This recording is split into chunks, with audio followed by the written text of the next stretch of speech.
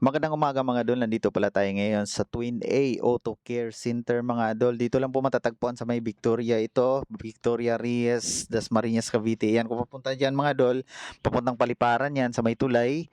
Kung dito naman sa parting kaliwa mga idol, ay papunta po yan ng Bautista, tapos area C naman kung kakanan ka ulit dyan. So mga idol, nandito tayo kasama natin si Mazda mga idol kasi ipapacheck natin yung kanyang aircon mga dol, yan, para naman malamig-lamig yung biyahe natin gamit natin itong sasakyan na to.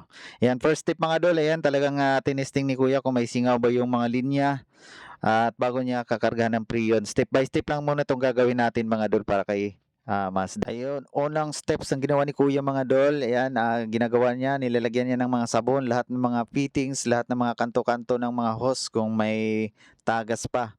Para sa parang ito mga dol, bago magkarga ng preyon ay siguradong walang tagas. Kasi kung magkakarga ka agad mga dol at merong tagas ay masasayang lang yung preyon. Kaya sabon-sabon muna si kuya dito. Yan, ganito ang paggawa mga dol. Step by step.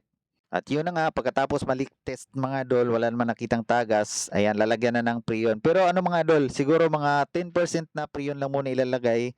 Kasi pagka once napasok na yung preyon mga dol, mas malakas ang pressure nito at mag-leak test uli. Yun, habang nagkakarga ng preyon mga dol, at ito, tinesting ni kuya kung nagbababa ba yung pressure niya o hindi. Kaya binabantayan namin mga dol kung bumababa, ay hindi itutuloy ang paglagay ng preyon. At yun lang mga dol, sa kasamang palad mga dol, nung nalagyan na ng konting preyon at may nasipat si kuyang singaw.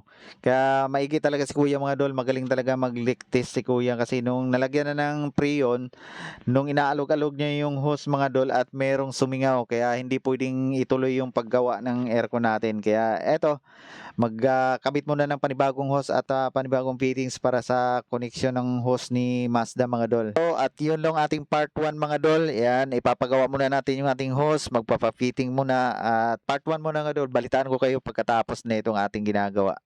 Babush!